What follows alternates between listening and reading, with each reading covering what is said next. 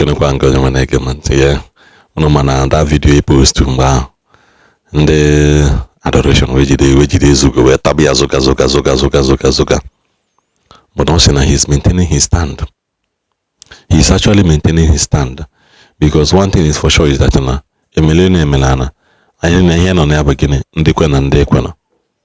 Mana the fact is onwe onye mgbanyelu ekwu eziokwu. Ikuzi eziokwu because I've listened to Ezugo severally and over again. He is not talking from the place of hate. No. He's not talking from the place of hate. This issue of Adoration he has not been this heated in like before. Or they were heated before than now.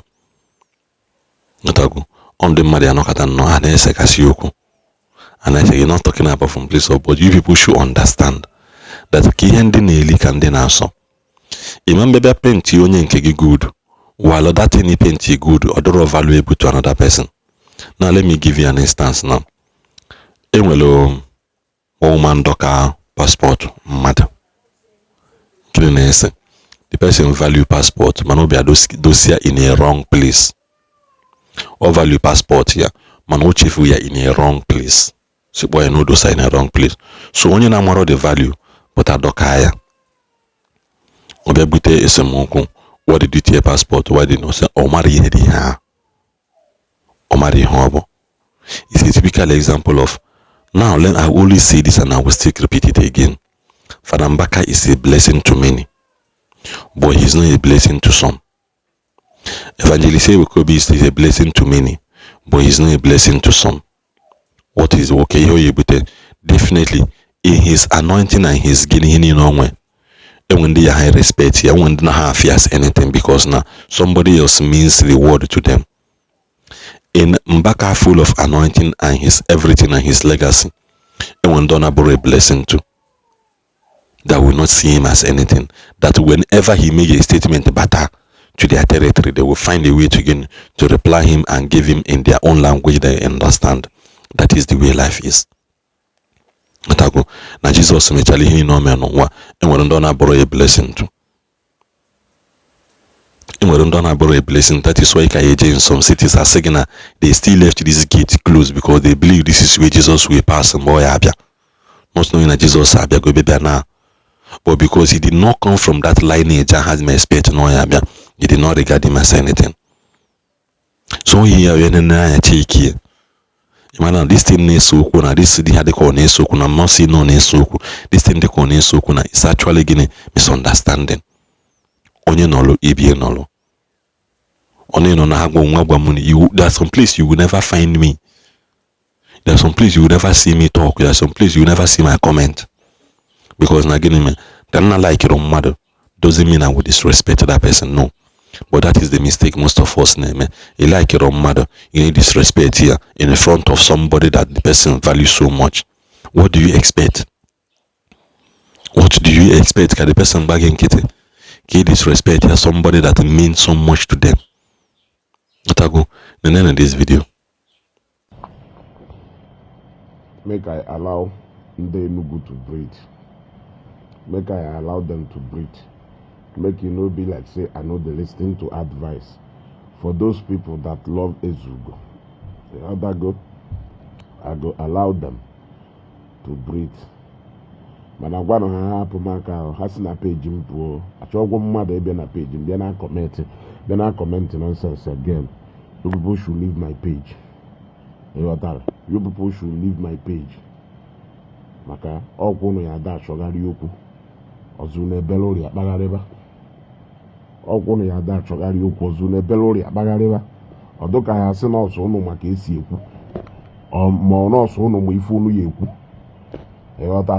So nke a decide ka nyu na efe nyekwonu m efe o nyekwonu m efe go mana nwata fọ ọgụ egboro egbo si ọgụ kpọkwa ya ihu eme na ekpe ekpere na onye ọwụ ya nwụ na onye ọwụ ya nwụ Maria ọta unu na-ekwu ọkwa Maria ọta ka ọgụnụ ka unu na-akpọ ya nọ nya wonye na manipulate bishop ji eme ife niile ọ na-eme ọnwụgo mmeji wee nwụ nyanwa wonye unu na-ekwu nọ nya bụ di ọgụ n'isi ọnwụgo mmụnwa ya ejenwu o nwere ife megoro nyanwa mụnwa ya eji wee me ife ya eji wee me Eh? So, I am going to leave you people alone. You people should leave me alone. And leave Zion Ministry alone. Ịghọtago? Anyị na-ewu ndị otu Chineke ka iwu. Ịghọtago? Ofu ala ji ka anyị na-achị n'efi. Ịghọtara? Kwụsị na ife unu na-eme na unu. Kwụsị na ife unu na-eme. Let love lead. Ịghọtago? Let love lead. People should stop this. Eh? Ifu ezugo ike na-ezugo nwanne gị. Ife niile anyị na-eme ka o wee dịkwunu mma. Ka onye ọ na wee ghọta na ana m aga n'oge ha zọọ ji. Ka onye ọ na wee ghọta na emekwa anụ ife ịma na-eme egwu na ọ ya adịghị mma. Ife ọnwụ na ịma na-eme egwu na ọ ya adịghị mma. Eme na ya onye ọzọ. Ọ na ife ọkụ n'usi wee juketa na-agọ m iyi na-aka ọnụ. Upon na video mmerụ nwere message, but nobody wants to get the message. Ịghọtago? Already una essence wa na another thing. Onye ọ na-eju na-agọ m iyi a na-ekpelu m ekpele, inbox m ejugo eju. Ịghọtago? Inbox m ejugo eju. Mana ife ahụ ife a na-eme ndị ọzọ since ha na-eti mkpu unu soro na-akọ ha ọnụ that they are fighting for God. That they are fighting for God, that they should allow God to fight for them. That they are worshiping their man of God. They are worshiping their man of God. So what are you doing now? A lot of people now say, the best you can do is to understand that person. No matter the advice each other in not in a kind of situation. Make unya water may understand the reform and pass it through. It will help that person to listen to you better. But he claim only the insensitive of ifonya. There is no way that person will listen to you, no matter how well he mean. Have you seen that the same reaction that the Zionites are giving, you people are even giving worse than that? Upon I am just passing a message across to you people. So I'm going to leave you people alone after some people who I respect so much. Go.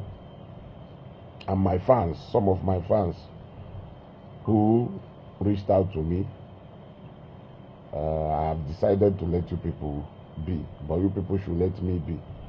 And you guys should leave Zion Ministry alone.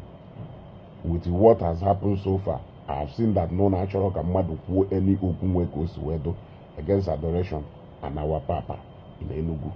So the same way can the Zion AGO shocker madu call any bad akoko against Zion Ministry and our own Papa.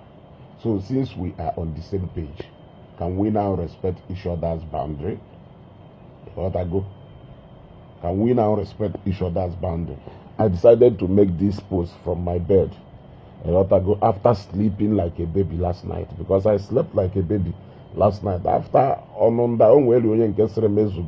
what of our own and large all keta or na mahazi woku. Now again la kato la teta ni mabani ebe wana mamo makuoku.